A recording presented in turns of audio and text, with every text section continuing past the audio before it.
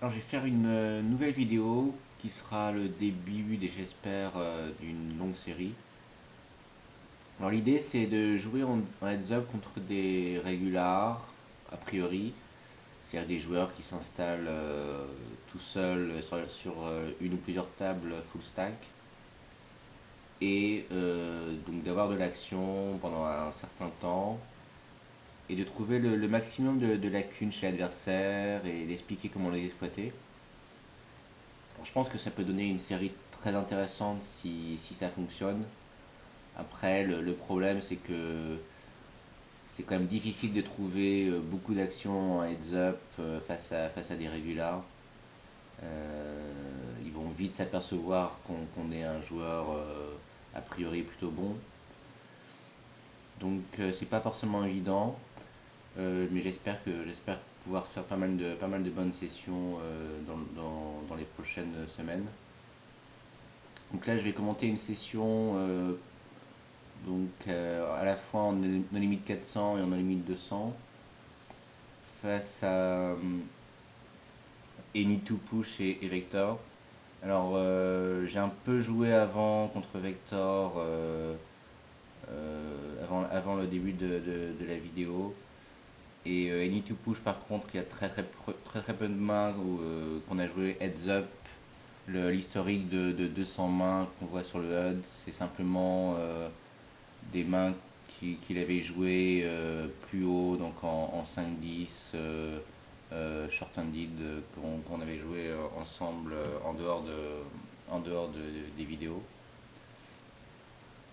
Donc pas grand chose à dire jusque-là dans le match contre Any to Push. Il a l'air d'être un joueur assez standard, assez solide, mais on essaiera d'essayer de trouver des lacunes un peu plus fines. En revanche, Vector, donc je suis pas certain que ce soit un gros gagnant à ces limites-là, mais il a quand même des lacunes très évidentes. Euh, donc l'une des principales lacunes, c'est de faire beaucoup trop de continuation bet. Donc en heads up, c'est vraiment assez standard de ne pas énormément faire de continuation bet, sachant qu'on n'a pas envie d'être check raisé avec R et de ne pas vraiment pouvoir se défendre en dehors de faire des 3 bets qui peuvent être assez spewy.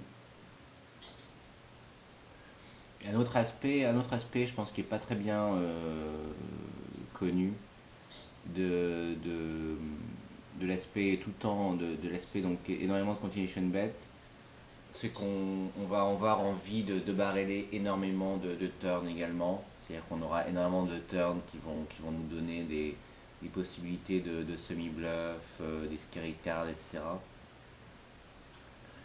Donc on aura énormément envie de barreler la turn, mais le fait de faire énormément de continuation bet va entraîner qu'on va faire énormément de barrels. Et je pense que ça déséquilibre énormément mon jeu face à un bon joueur de faire énormément de barrels comme ça. Et le moins de condition bet permet de faire aussi moins de second barrel, évidemment. Et l'autre lacune assez évidente, c'est d'être très loose sur les 3 bets. Alors je pense que c'est quand même assez rare les joueurs qui sont vraiment loose sur les free bets et qui arrivent à bien jouer les pots free bettés et où c'est pas une lacune majeure dans leur jeu. C'est-à-dire qu'ils arrivent à vraiment bien jouer les mains marginales dans les pots free bettés. Je pense que c'est très rare des joueurs de ce type-là. Bon, c'est évidemment pas le cas de Vector, donc j'ai déjà stacké précédemment avec donc paire de valets contre 8-9 offsuit sur un board 3-5-6 avec 2 trèfles, donc dans un pot 3BT où j'avais 3BT pré-flop. Donc 8-9 offsuit sans big blind deep, c'est vraiment beaucoup trop loose a priori, à moins qu'on ait un maniaque en face. Et même pour quelqu'un qui 3-bet 25% de ses de ces small blinds hors de position, donc de ces big blinds, je suis pas sûr de défendre 8-9 offsuit en fait. Je pense que mon cutoff pourrait être une main du type 9-10 offsuit. Donc on va commenter le début de la session. On essaiera d'avoir une meilleure lecture de Any to Push, sachant que déjà on a quelques bonnes bases sur Vector. Mais ça, c'est vraiment des lacunes qu'on peut voir très très vite, même que ce soit dans les stats ou avec rapidement, sans les stats, on pourrait évidemment s'en apercevoir facilement. Donc ici, à droite, donc j'ai défendu 4-5 suited. Et je trouve tirage de quinte sur un board évidemment très dry, dans le sens où il y a énormément de mains qui ne peuvent pas continuer a priori, donc toutes les mains qui contiennent deux cartes entre le 3 et le roi en gros.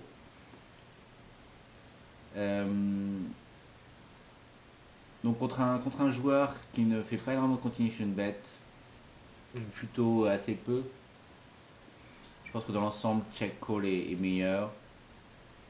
Sauf si on a vraiment une lecture de son jeu où on sait qu'il va rarement se rebetter ce genre de flop. Donc c'est un flop, on n'a vraiment pas envie de devoir folder sa main. C'est-à-dire que si on est se on va devoir évidemment folder. Et même contre un joueur qui fait pas énormément de continuation bet, je pense que check raisé en semi-bluff, même si on a assez peu de fold equity, sachant qu'il continuation bet pas énormément, ça permet aussi de représenter les pics au turn, voire à la river. Et donc et puis un aspect aussi déguisement de sa main.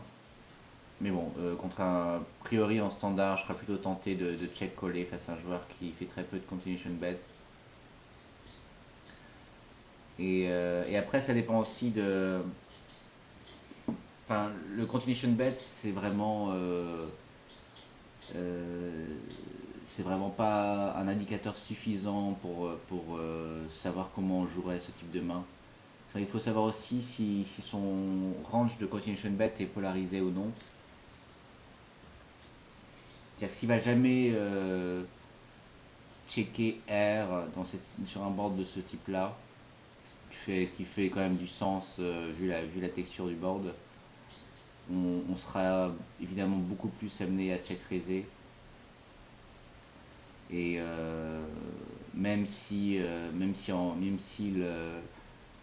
s'il mise pour valeur rarement moins que top pair, parce qu'on a énormément de fold equity et notre main est quand même très vulnérable face à R.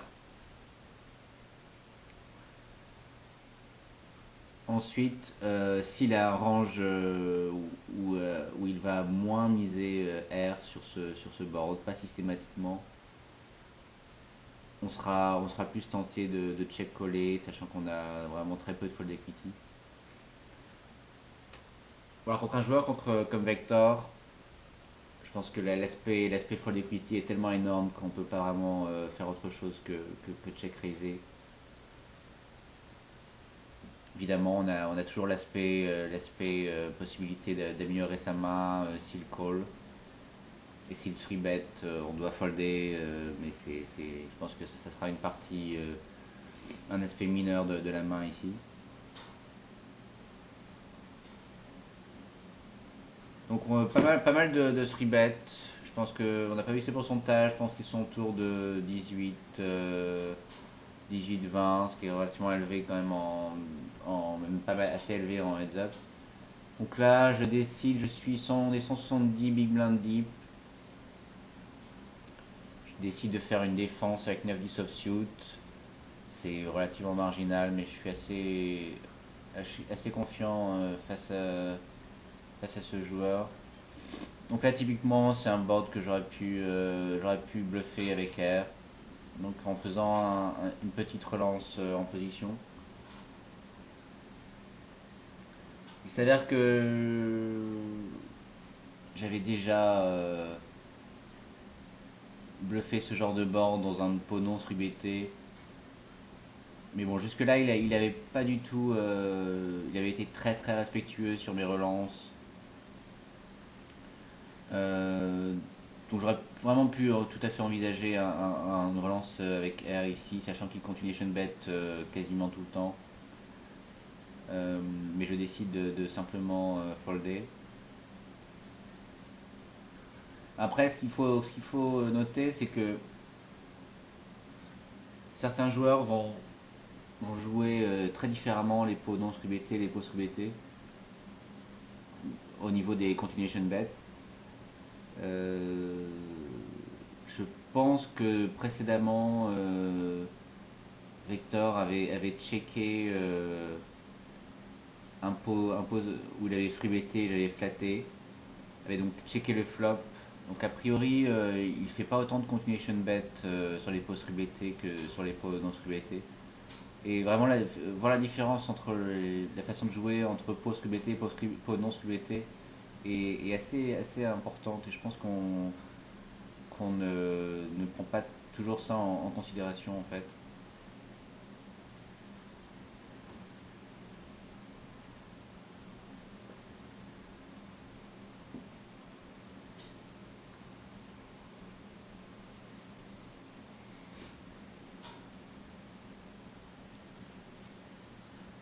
Donc là, comme je l'ai dit, à gauche, pas vraiment grand-chose au niveau de la dynamique. Il a des stats vraiment assez standards, je pense. Donc là, je free bet. Il n'y a pas eu d'énormément de free bet, for bet. Donc je décide de free better As-Dame, tout à fait standard comme free bet.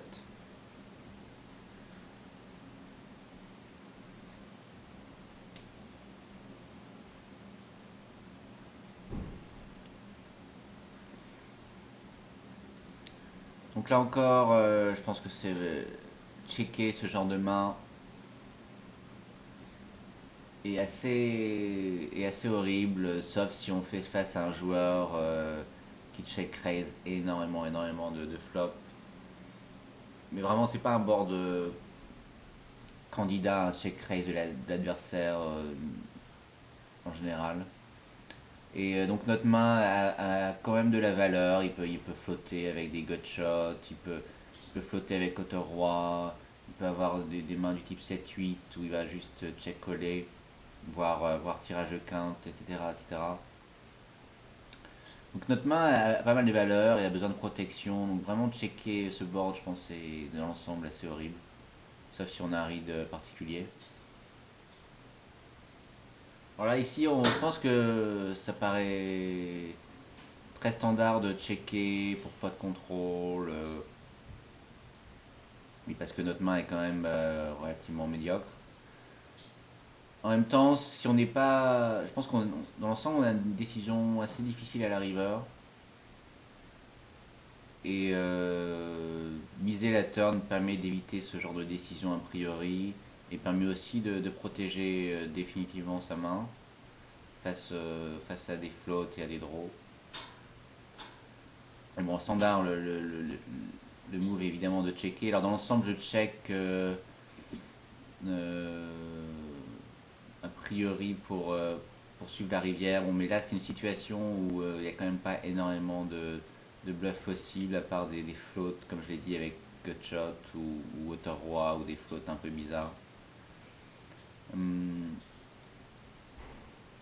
avec des mains faites, c'est vrai que j'adopte pas énormément de lignes check turn et fold river. Et je pense que si c'est vraiment la bonne ligne, c'est pas forcément. Je pense que c'est sûrement mieux de miser la turn directement. Bon, ici, j'ai décidé de checker, ce qui permet aussi éventuellement de prendre une turn gratuite pour améliorer sa main. Là, je pense que c'est une situation assez relativement proche entre bet turn, check turn, bet turn et check turn fold river ou check turn call river. Donc il avait joué un as, il avait un as en main.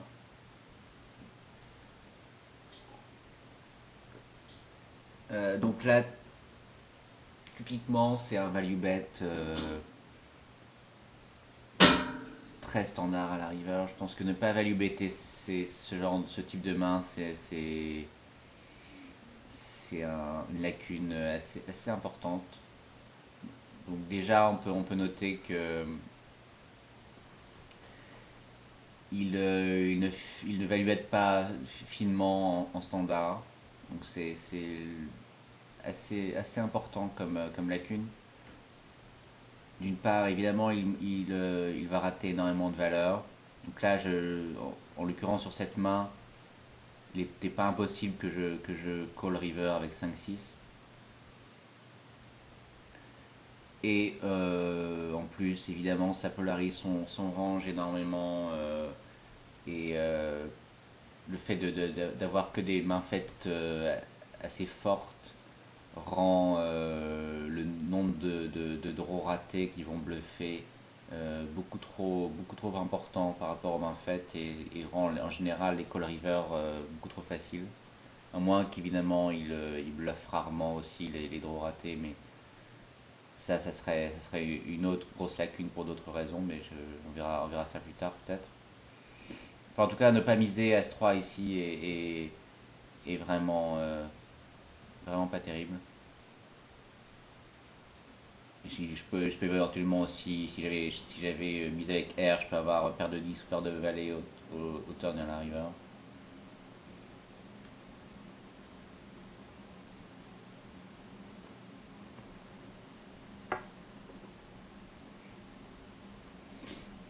Alors ici je défends avec 9-10 suited.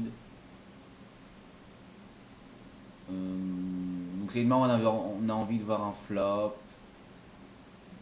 On aurait pu free better éventuellement, sachant qu'on est assez deep et je pense que c'est une main où on a plutôt envie de free better dans les pots relativement deep. Je flop top pair, donc évidemment je suis sur continuation bet, sachant qu'il continuation bet énormément.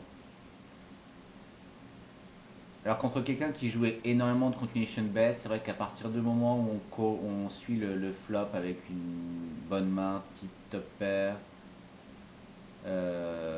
enfin de manière générale, une fois qu'on suit le flop avec une main faite, on va devoir dans l'ensemble suivre énormément de deuxième barrel, troisième barrel pour les raisons que j'ai expliquées tout à l'heure, c'est-à-dire que il va se barreler et de barreler énormément avec des draws qui arrivent ou alors avec des scary cards, sachant qu'il a très souvent R au flop.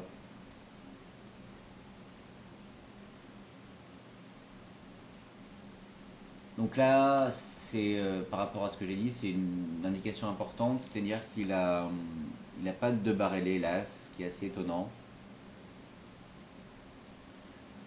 Euh, donc il est possible qu'il avait une main type paire de 8, paire de 9, qui faisait du pot control, ou une main ou un draw qui n'avait pas envie d'être check raisé. Mais c'est assez important de noter qu'il ne va pas au taux de barreler non plus des scary cards. Donc là évidemment avec ma double paire je value bet. Il y a quand même quelques draws ratés, pas énormément avec le 10 de cœur. Mais il peut éventuellement avoir fait du pot contrôle avec un as et un faible kicker, ce qui serait a priori une erreur, mais pourquoi pas. Donc je pense que value BT est standard. Il n'y a pas vraiment de raison de checker, d'induire un bluff ici.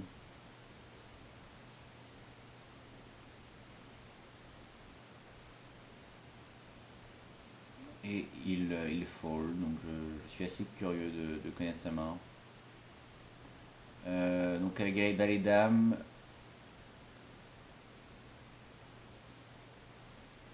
oui, donc c'était une main très standard où j'ai check foldé un flop hauteur As après avoir défendu pré-flop.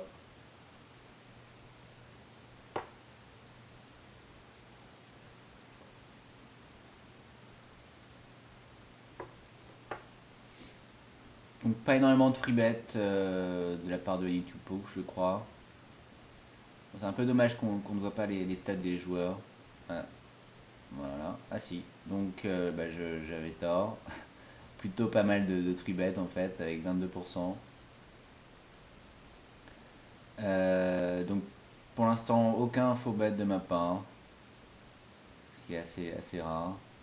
Donc on voit ces stats, des stats pas complètement aberrantes, mais quand même pas mal de free bet. 22% c'est quand même assez gros comme pourcentage, même en heads up. Et donc pas énormément de continuation bet, ce qui est plutôt signe d'un bon joueur. Assez tenace sur les flats, sur les free bets en fait. Avec 54% de fold, c'est pas énorme du tout.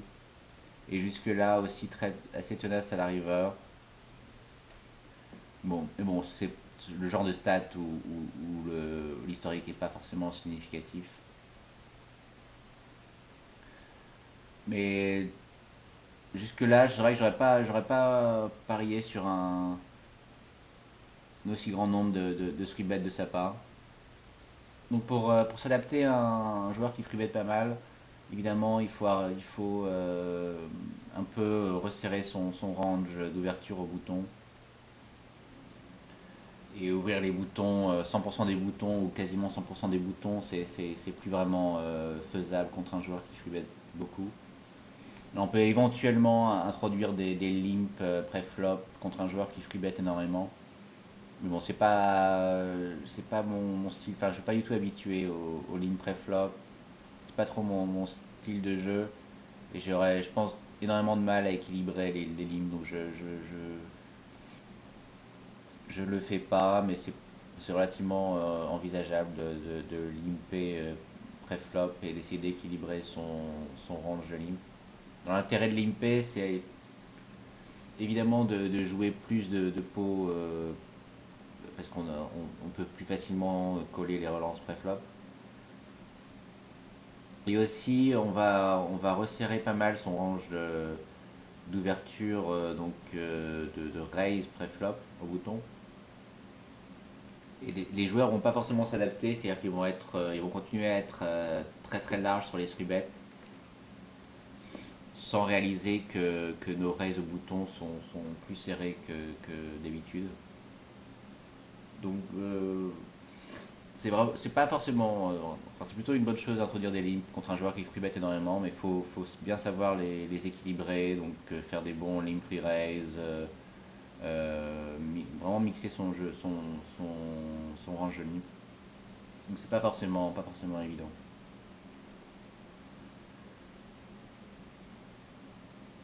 Alors ici j'ai fait un continuation bet. Je pense que je vais régulièrement alterner entre. Donc c'était sur un pot free Alors c'est vrai que la suite c'est assez étonnant de free avec la suite. Mais c'est vraiment un joueur qui flatte énormément de free bet. Donc face à son range, je pense qu'on est pas mal. Et c'est une main qui joue très bien deep. Alors évidemment, c'est une main qui joue encore mieux dans les pots non sous-bettés, sachant qu'on va parfois avoir le jeu max. Mais free betté, évidemment envisageable face à un joueur dont le range est extrêmement large, dont le range de call de free bet est extrêmement large.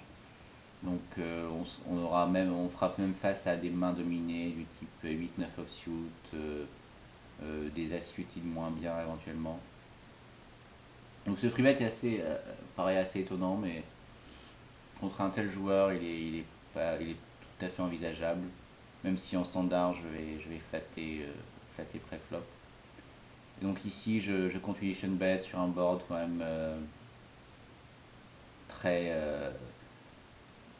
très prompt au continuation bet, il va folder énormément enfin, il va souvent rater ce flop. Et jusque-là, il n'a pas vraiment montré d'envie de se battre sur des flops dry, donc avec des bluffs ou des floats. Donc c'est quand même un board où j'ai pas mal d'équité si je suis collé. Je pense que le continuation bet contre un joueur jusque-là qui n'a pas montré énormément d'envie de bluffer les possibilités et standards. Donc là ici à gauche défense avec valet 10 offsuit, là encore vraiment standard, j'aime pas vraiment le free bet avec ce type de main. Il check bien le flop. Alors c'est vrai que contre un joueur qui condition bet vraiment très très rarement, on aura aussi envie d'introduire des donk bets. Mais là aussi, il faut vraiment faire attention à bien mixer son jeu de donk bet, donc top pair, draw, air et main très forte. Pour l'instant, j'ai pas encore fait de donk bet, mais c'est vrai que vu ses stats et son faible pourcentage de continuation bet, on peut envisager d'introduire des donk bet.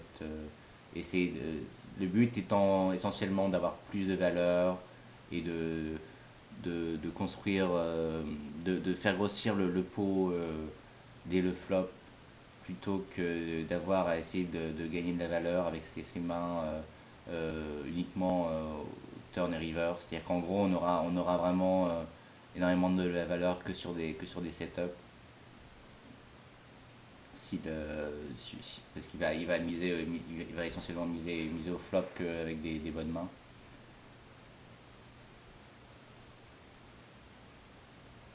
Donc là évidemment je mise le turn pour valeur. Bon, alors on a vu qu'il était tenace à la river a priori, même si les stats sont pas forcément significatives. Mais contre vraiment 99,99% des joueurs, ce value bet est super standard. Et je pense que autre chose serait assez horrible. On peut se dire il a peut-être un trèfle, on peut induire un bluff avec un draw raté, mais je pense qu'il aura très souvent un 7 ou un 6 dans cette situation. Et il y aura aussi souvent l'as de trèfle qui va pas forcément bluffer la river. Donc je pense que le value bet est super standard. Il y a vraiment rien d'autre à faire dans cette situation.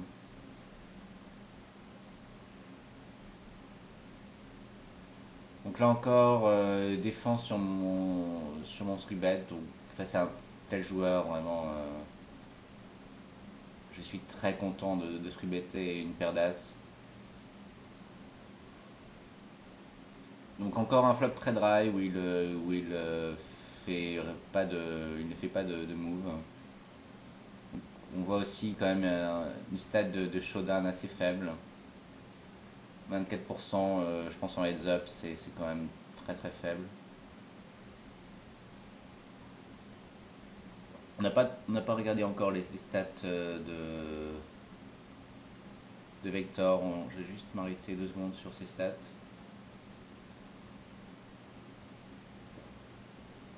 Alors c'est vrai que mon head n'est pas forcément adapté au heads up. On peut avoir envie d'avoir un peu plus de stats intéressantes en heads up. Donc on voit qu'il fait 78% de continuation bet, donc comme j'ai dit, énormément de continuation bet, beaucoup trop a priori. 23% de 3-bet, là encore un assez gros pourcentage. Et je pense que le pourcentage le plus frappant, c'est 25% de fold sur les 3-bet. Donc ça, c'est ridiculement faible. Donc pour exploiter ça, c'est très simple, c'est mise pour valeur essentiellement. Donc on va 3-better S10 offsuit. Bon là, un peu plus deep, ça change un peu la donne. C'est-à-dire que évidemment les mains où on va dominer avec top pair vont être moins attrayantes. Mais sans big blind deep, essentiellement, on va splitter essentiellement pour valeur avec donc As-10 offsuit par exemple, une main qu'on aura plus tendance à flatter suivant la dynamique, face à un régulier plus standard. Et on va aussi sous-better sans doute même paire de 8 pour valeur, enfin énormément de mains, un range très large pour valeur et quasiment aucune autre, enfin aucun semi-bluff ou bluff pur pré-flop. Voilà, un peu plus deep, ça change un peu la donne. Donc on a vu que j'avais sous-betté à suite suited. Donc on peut se permettre de free-better des mains de ce type, donc qui ont vraiment des gros potentiels post-flop, mais qui vont pas forcément dominer énormément son range. Mais 25%, ça paraît, c'est vraiment très très faible et j'ai vraiment des doutes sur le fait qu'il soit gagnant même en 1-2 avec des telles stats.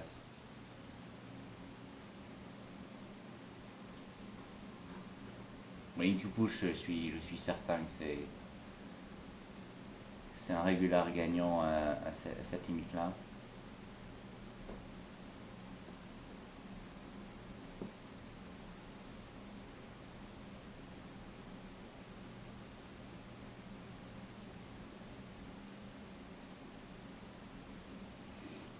Donc ici, il fait beaucoup de free bet, 6-7 suited, évidemment sans big blind, sans plus de 180 big blind deep, il n'y a aucun problème à défendre 6-7 suited, à flatter. Je pense qu'on n'a même pas envie de fourbetter contre un tel joueur. Je pense qu'on a énormément de valeur post-flop, sachant qu'il continue bet très très souvent.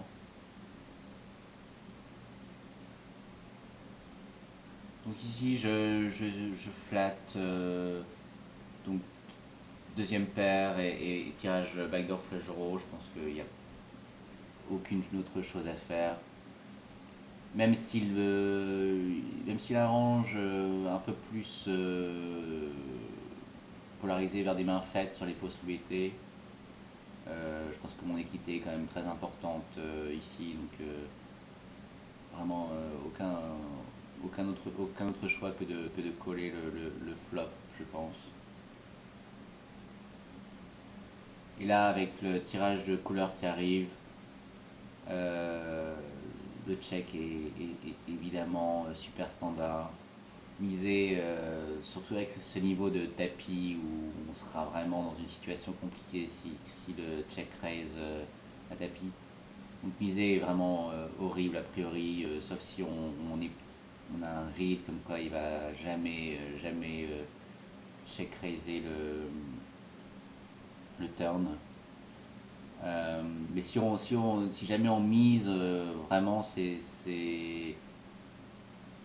donc, permet à la fois de protéger sa main, mais je pense que si on mise avec le read qu'on ne sera jamais check raisé, on doit transformer sa main en bluff à la river pour faire folder des mains du type paire de valet. Mais ici donc je check, ce qui est super standard,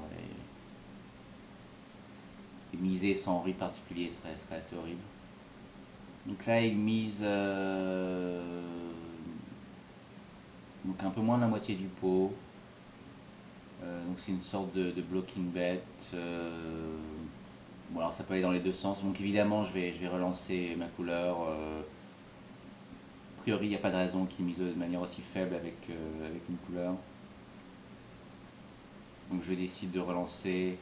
Je pense que relancer à tapis, ça serait une très grosse relance. Et pour l'instant, il n'y a pas eu de dynamique particulière sur les relances à la river, donc je pense qu'il sera plutôt, plutôt serré et faire pas mal de folds, surtout sur une grosse relance. Donc j'essaie de faire une relance pas très importante, en espérant qu'il soit suspect justement vu qu'il a fait un bet sizing assez faible. Il aura peut-être plus de soupçons sur le fait que j'ai envie de voler le pot.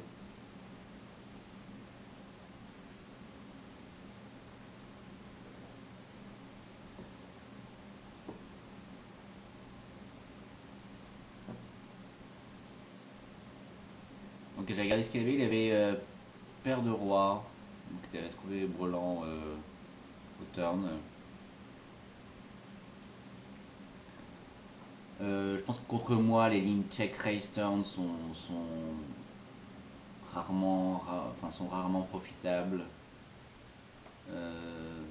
Évidemment, de temps en temps, j'ai misé des mains assez faibles, mais dans l'ensemble, il faut vraiment qu'il soit qu'il ait un setup pour que la ligne check raise fonctionne. Donc, si j'aurais par exemple un brelan ou deux paires.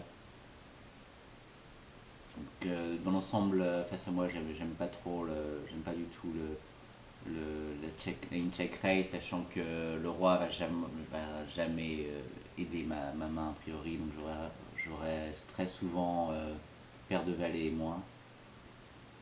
Euh, Après, évidemment, il aura plus de valeur face à un float, mais c'est pas forcément le range contre lequel il faut vraiment se baser. Donc, je préfère. Alors, c'est vrai que la taille des stacks est idéale pour faire un check raise à tapis, mais c'est pas suffisant pour justifier le check raise. Il faut aussi que je mise régulièrement cette turn, ce qui est peu probable, que ce soit moi ou un joueur assez standard, sachant que le roi va quasiment jamais aider ma main.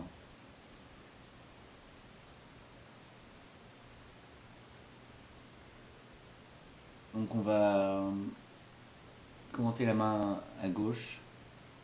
Donc là je défends valet 9 offsuit.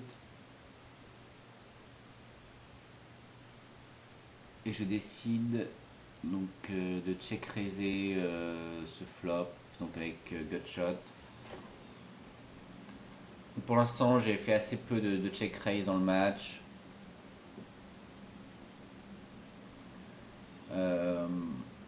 Bon, c'est vrai qu'il n'a pas un pourcentage de continuation bet énorme, mais encore une fois, il peut avoir un range très polarisé de continuation bet, c'est-à-dire qu'il va miser R, type des mains du type 6-7 sur ce board.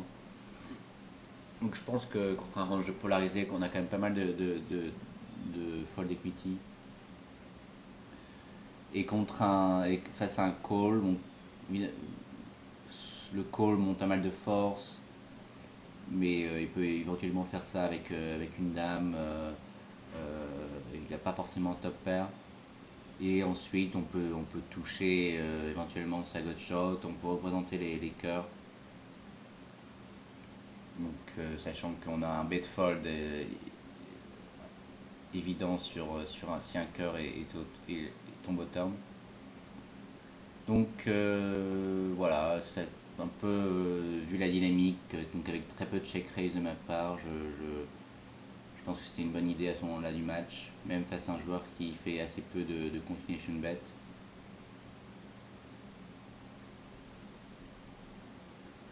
Puis il y a aussi l'aspect, donc ce board est quand même censé le toucher énormément, donc on monte pas mal de force en check raisant. Donc c'est certainement pas un board où il tentera un move en re-steal ou en flottant notre check raise. Donc là j'ai ouvert face à Vector.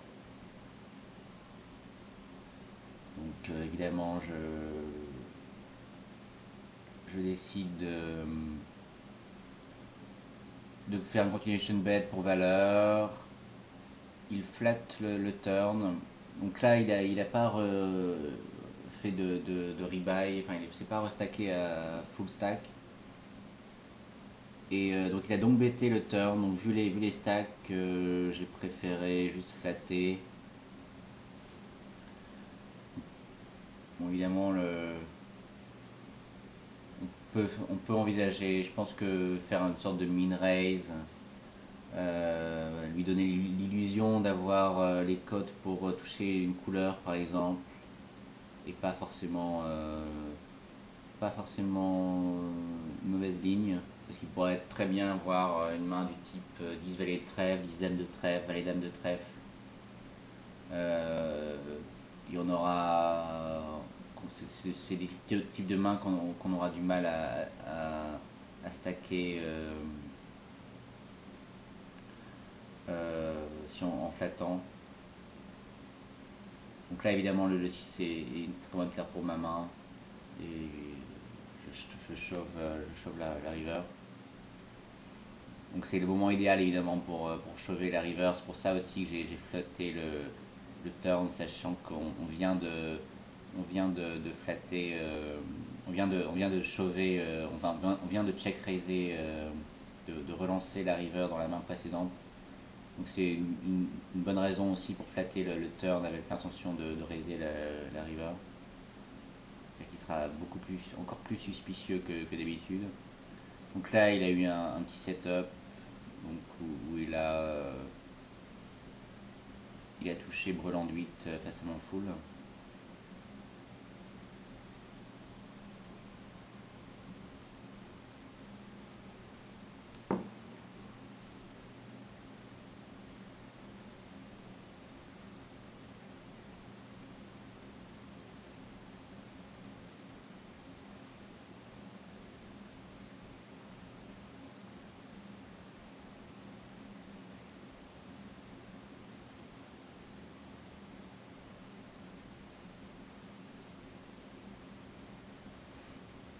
Donc là, défense standard du 3-bet, 100 000 blind deep, même un peu moins. Donc c'est un joueur qui 3-bet énormément, donc aucune question à se poser. Le 4-bet est pas une bonne idée avec ce type de main. C'est pas une main où on a envie de partir à tapis pré-flop, évidemment.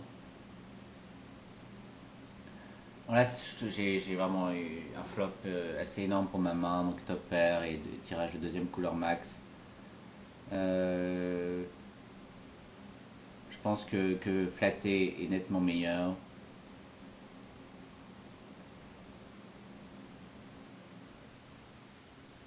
Dans l'ensemble, avec cette main, alors je pense qu'il peut très bien avoir une main du type 8 de pique, 7 de carreau. Donc lui permettre de toucher les couleurs et dans l'ensemble meilleur. Je pense pas qu'il y aura énormément de mains du type paire de 7, paire de 8, paire de 9 avec un carreau, voire paire de valet avec un carreau. Donc bon, flatter quand même est forcément, enfin très probablement meilleur, mais il n'y a pas non plus, je pense pas qu'il y aura énormément de mains avec un carreau dans son range sans l'as de carreau, sachant qu'il n'y a pas énormément de confusion bet. Alors là encore, c'est possible qu'il change de stratégie dans les posts rebêtés, qu'il fasse beaucoup plus de continuation bet, mais à ce moment-là du match, aucune raison de le penser. Donc dans l'ensemble, je pense que le flat est meilleur, sachant que ça peut aussi lui permettre de toucher des paires inférieures. Ma main est quand même très peu vulnérable. Et comme je l'ai dit, éventuellement la couleur avec des bluffs, avec des semi-bluffs assez pauvres au flop.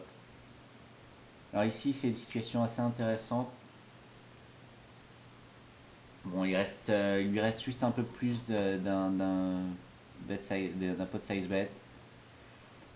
Je pense que le standard est quand même de miser ici, éventuellement avoir de la valeur d'une main du type As-Valet. Euh, je décide de checker, donc vraiment c'est dû aussi au fait qu'il continue shot bet énormément. Je pense qu'il a. Alors, est-ce que je mise finalement? Non, je check. Oui. Je pense il a un range assez polarisé au flop, c'est-à-dire qu'il va rarement avoir As-10, des mains de ce type-là. Même une paire de dames avec du type dame, dame 9. Je pense qu'il ne va pas forcément miser. Par contre, il y aura pas mal de R. Enfin, c'est en tout cas la lecture de son jeu que j'ai, donc plutôt un range polarisé au flop. Parce on l'a vu check bet folder des flops précédemment. Euh, et donc checker lui permet de bluffer énormément de river. Donc si une scary card arrive type 9 de pique ou As de, enfin un 9, un As ou un carreau, et qu'il a par exemple 7-8 de trèfle, ou même 6-7 de trèfle, donc c'est une main qui a complètement raté le board et il sera vraiment très très tenté de bluffer la river. Donc, sachant qu'on vraiment on a toutes les scary cards en gros vont nous faire toucher à part le roi. C'est vraiment la seule carte qu'on n'a pas envie de voir sur cette main. Donc ça fait que en gros trois cartes dans le paquet, éventuellement un 8, mais bon, là je pense que c'est pas aussi gênant. Donc trois cartes dans le paquet où on a peut-être une décision difficile à river. Mais bon, je pense que c'est encore une série de cartes qui sera très tentée de bluffer, donc pas forcément. Donc vraiment le check au turn pour lui laisser bluffer énormément de cartes à river, je pense est meilleur ici.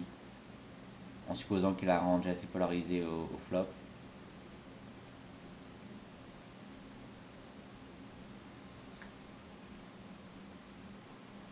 Donc là évidemment je mise pour valeur.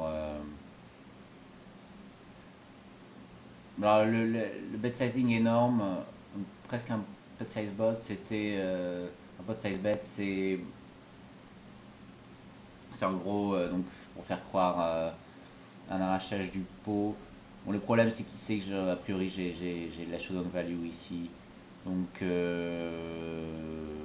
il faut qu'il pense que je transforme une paire de 10 ou une paire de 5 ou je ne sais quoi en bluff, donc c'est pas forcément idéal.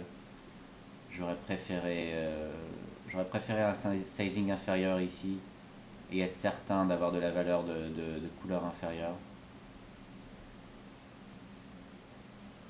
Je pense pas que ce soit une situation où il va penser que je puisse bluffer dans ce spot.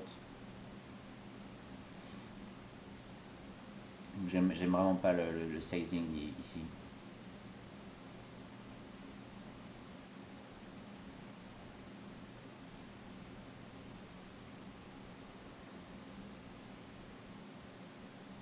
Enfin, je serais quand même assez étonné qu'il ait foldé une couleur. Enfin, je pense que enfin, l'idée de base, c'est en gros, vu qu'il a un pourcentage de showdown assez important, je l'imagine pas folder une couleur, quel que soit le bet sizing, donc tant que c'est pas un overbet. Bon, en l'occurrence, il a pas mal réfléchi avant de folder, donc il n'est pas complètement impossible qu'il ait en fait foldé une petite couleur ici. Donc à droite, donc je défends à 7 suited, donc standard sans big blind deep. Et donc ici, là encore, check raise ultra standard. C'est un joueur qui continue bet énormément, donc on a énormément de fold equity. Il va peut-être jouer de manière trop agressive des droits inférieurs.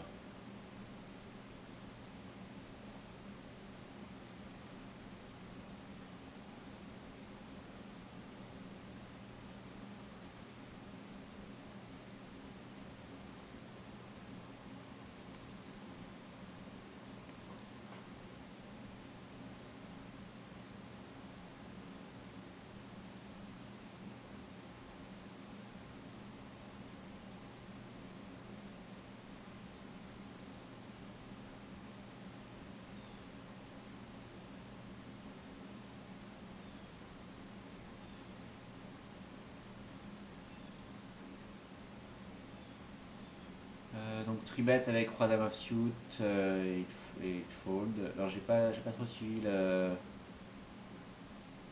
la main à droite.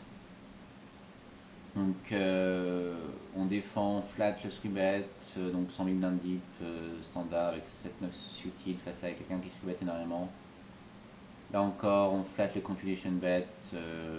Alors évidemment notre main est vulnérable, mais bon, relancer le flop a priori serait surreprésenter notre main. Et je pense qu'il n'y a pas besoin de protection qui est suffisamment pour justifier une relance au flop. Et a priori il est assez straightforward sur nos relances, donc je pense pas que ça puisse induire un quelconque move de sa part si on relance le flop. Donc là évidemment on check le turn. On a déjà vu qu'il aimait bien les check raise au turn, donc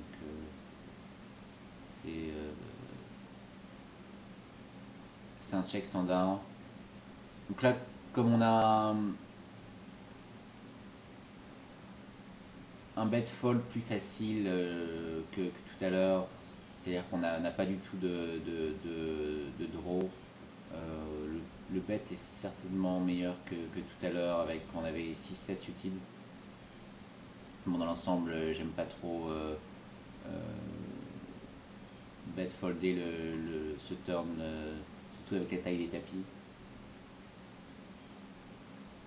Donc là encore, je check la river, aucune raison de transformer sa main en bluff.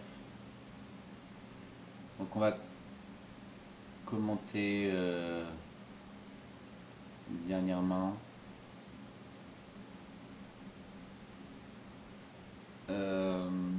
Donc je défends à nouveau donc avec K7 suited, 100 000 blind deep.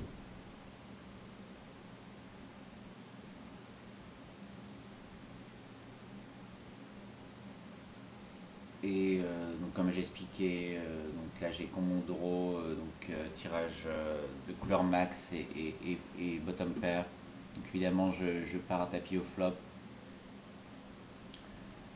Alors comme on l'a dit, c'est un joueur qui a un range polarisé, a priori plutôt polarisé, donc air, bonne main faite et draw, ce qui est assez caractéristique d'un joueur qui fait des continuation bet assez polarisées. Parce que pour moi, un range qui n'est pas polarisé au flop, c'est quand le joueur va miser paire de 8 en continuation bet. Mais pas mal de joueurs vont checker et faire du pot control. Donc pour moi un joueur qui dépolarise son range, c'est quelqu'un qui va miser paire de 7, paire de 8 par exemple. Mais évidemment ces continuation bet vont inclure donc à la fois des bonnes mains faites et des draws. Donc le stack au flop est vraiment super standard. Donc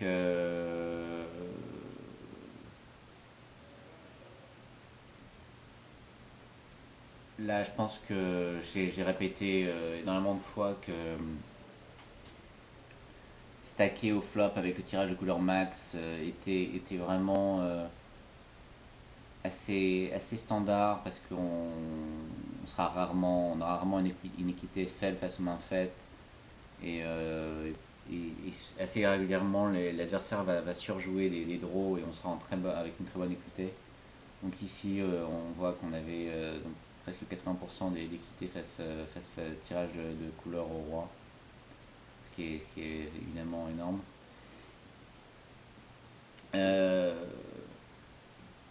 Donc c'est vraiment le range contre lequel on veut être. Alors ce qu'il faut voir aussi, c'est que